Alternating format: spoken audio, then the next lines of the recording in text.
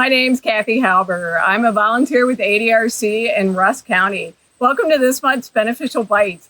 It is a beautiful August day, and we're at the peak of summer. Our garden is yielding, the flowers are blooming, and the bees are buzzing. And I love honey. I love bees. I love honey. And that's what we're going to feature this month. So we have a super easy recipe in the source. It is whipped cinnamon honey butter. And it's if anybody's been to Texas Roadhouse, I understand this is very similar to what they have there. Really easy. And this recipe is great to have, which is what we're going to do today. Just make half a recipe, or to double or whatever. It's a really nice thing to give as gifts. And so let's get right to it. So because we're having it, I just have one stick of butter that's melted because it's kind of warm, but at room temperature. And we're just going to quick whip that up with a hand mixer.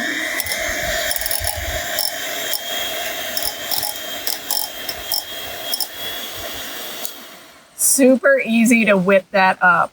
And then we're going to add equal parts of your butter and your honey. So in this case, we had a half a cup. Now, I don't like to measure my honey because I don't want to waste it in the measuring cup, right? So I'm just going to eyeball an equal part of honey. And we want to use raw honey whenever possible. Forgot my paper towel, so whoops.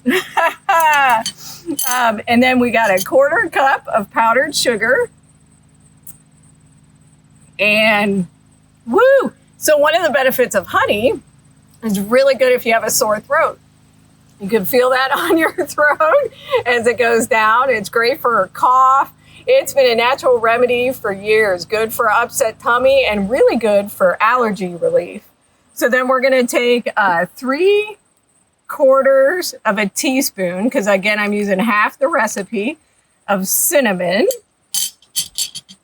So I have a 1/2 of cinnamon, and then vanilla, 1/4 teaspoon of some vanilla. And we're just going to add all that together and whip it all back up again. Make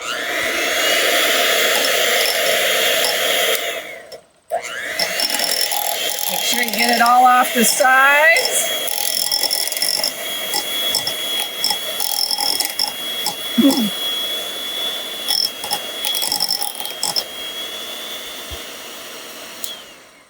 Voila, look at that.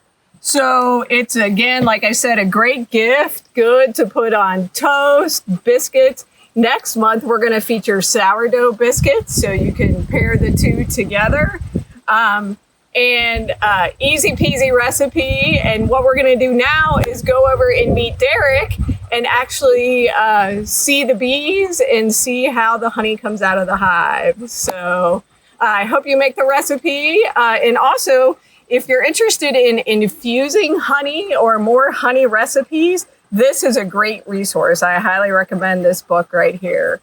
So let's go see Derek.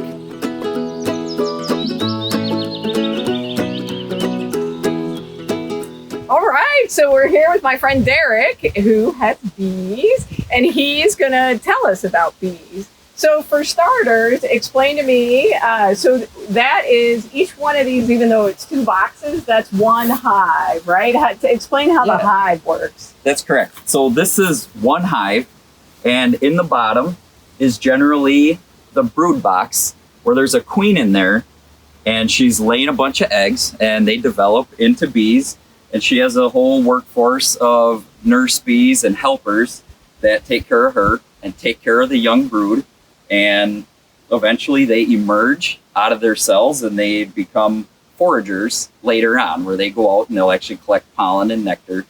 But when they first emerge, they start out as nurse bees, kind of taking care of things. Then they graduate to cleaning the hive and various jobs like that. And eventually, as they get older, that's when they become foragers to go out and get the good stuff that we all love. And the top part, you said that's all honey. Yeah, so the top part is honey. And if you can see this little metal band in between, that is a queen excluder. So the queen is forced to stay down in the bottom box where she lays her brood, and then the bees know they put honey up above them. They want to store it for winter because in the winter they're going to cluster, and as heat rises, it's naturally going to be warmer up here.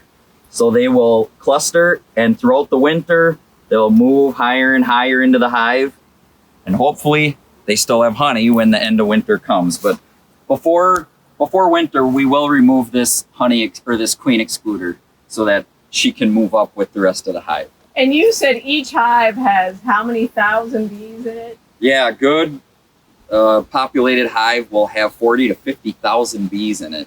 Wow. All working together. And so you have how many hives here? I have 9. Okay. So these here are actually, this hive here is split in half, and there's a queen on each side of this hive. So there's essentially 2 queens kind of working together. They're in a narrower box working vertical, and yeah, they will overwinter like that as well. A queen on each side. As long as you keep them separated, they will. And I know it is successful. I mean, hard to overwinter in our area, but you have been successful in overwintering your hive? Yep. So some of the most important things for overwintering a hive is you have to have a healthy colony, and you have to make sure they have enough honey.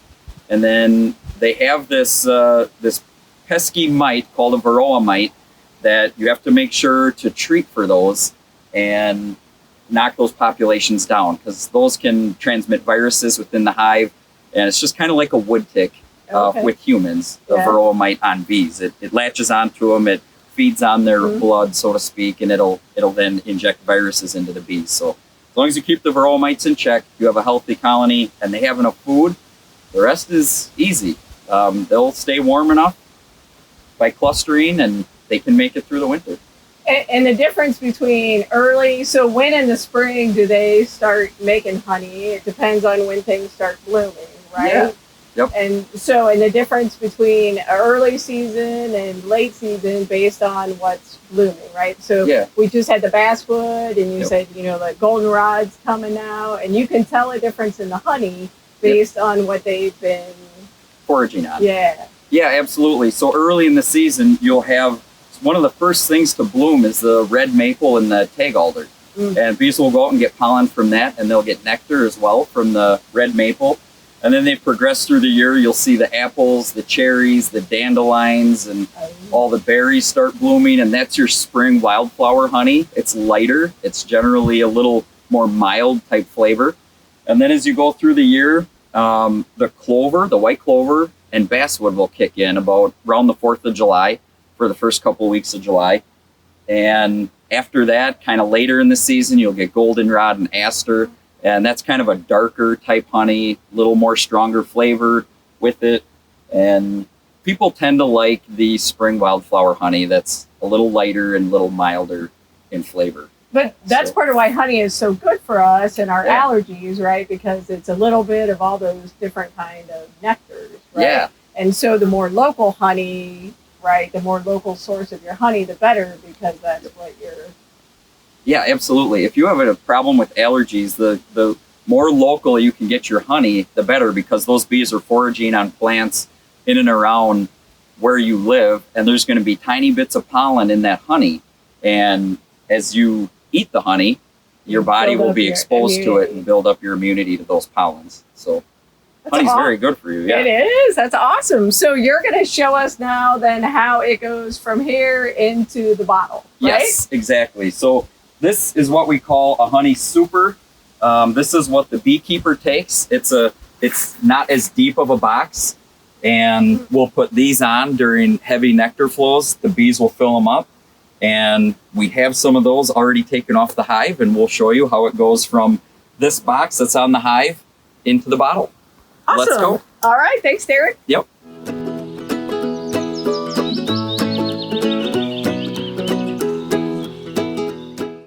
Okay, so now you're going to show us how it goes from here to basically honey in the jar, right? Yeah, exactly. So we put these boxes on the hives when we had plants that were producing a lot of nectar and bloom. The bees fill these frames up with honey, and this color you see on here is a wax capping that when the when the moisture content of the honey is correct, the bees will seal it with a wax cap. And so what we have to do is we have to cut those wax cappings off. And I use a hot knife, and you just go along the edge of the frame, and those wax cappings they just come right off. And is that beeswax then? This is beeswax, yep. So this wax will be excellent to make candles or lip balms, chapsticks, anything you would use beeswax for. Candles. Makes that stuff beeswax really wraps well. now that you can use to seal, like instead of saran wrap too. What's that? Those beeswax wraps, those are nice. Oh yeah. Yeah, you use instead of like saran wrap. Yeah. So we just simply take all these cappings off.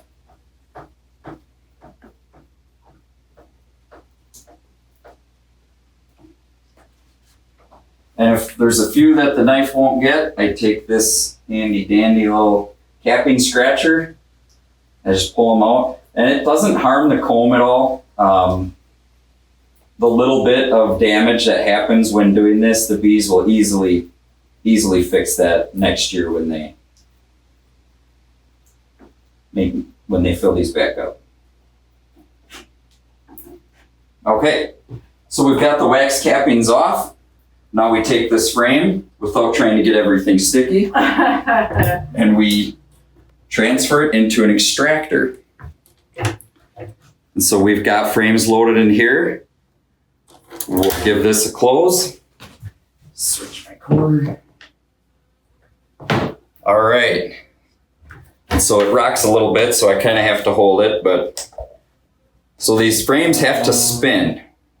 And the centrifugal force is what whips the honey out of it. So how do you know when it's done? How do you know how long to do it? I usually just let it go on for a minute or two. Okay. But I know it's kind of hard to see, but the honey is whipping around on the edges. I don't know if you can see that right on the edges.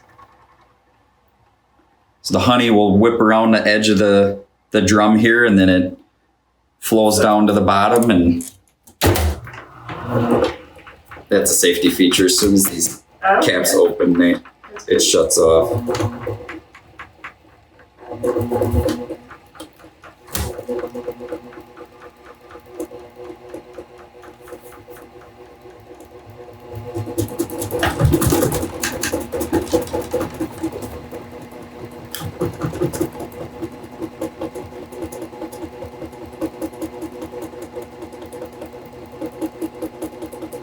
So after it spins for a couple minutes,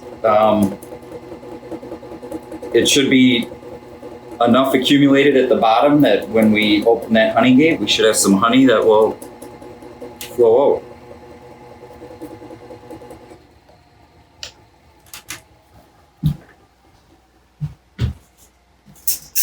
So I make sure I put this strainer underneath. And this is always the fun part, is seeing what this honey looks like. Look at that. Yeah. And so you'll see, A bee. there might be bee, chunks of wax and stuff. And that's why we run it through a filter, because you don't want any of that stuff in the actual honey. So there's a more coarse filter up above, and then there's a real fine one just down below this coarse one. So I can lift this coarse one up out of here, and then there's the real fine screen down below. Wow, look at that. Yeah. Liquid gold. Right, and it'll take a little bit to get through the filter. So while it's doing that, so explain the difference between, so that's raw honey, right? It's just filtered. And then you actually have some creamed honey here that I have in a jar that I got out at Maple Hill. Yeah. So tell me the difference between that honey and this honey. So this honey is in liquid form, and the creamed honey is a form of crystallized honey. And basically the crystal sizes are very, very small though. And you intentionally make them that way. You will take regular crystallized honey that has big crystals, you pulverize it into a powder, and then you just stir that into a jar of honey. And that jar of honey will then crystallize with the same size crystals as what you've added in there.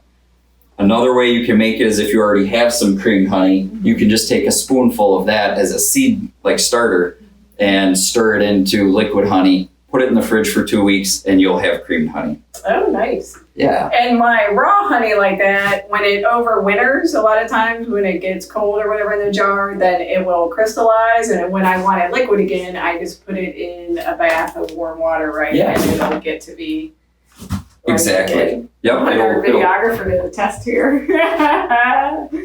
So all right, look at that. Wow. Maybe I'll bring it over to here. So then we have it in the bucket. Oh, you got that jar. It's been run through the filter, of course, and a fine filter. And then from here, we run it straight into the jar. Wow, yum. Look at that. Oh, that is so cool. Yep. Ah. And there's no pieces of, no legs or anything of bees in this. It all gets filtered out. And you end up with some really beautiful looking. Oh, look at that. Yay. Nice color. Oh, that's great. Well, thanks, Derek. This was really informative and interesting and fun. And I can't wait to have some of that honey. Yeah. Yum. All right. Well, thanks. We'll see you next month. We're going to talk about sourdough and go water the flowers and say hi to the bees. Thank you. Bye. Thank you.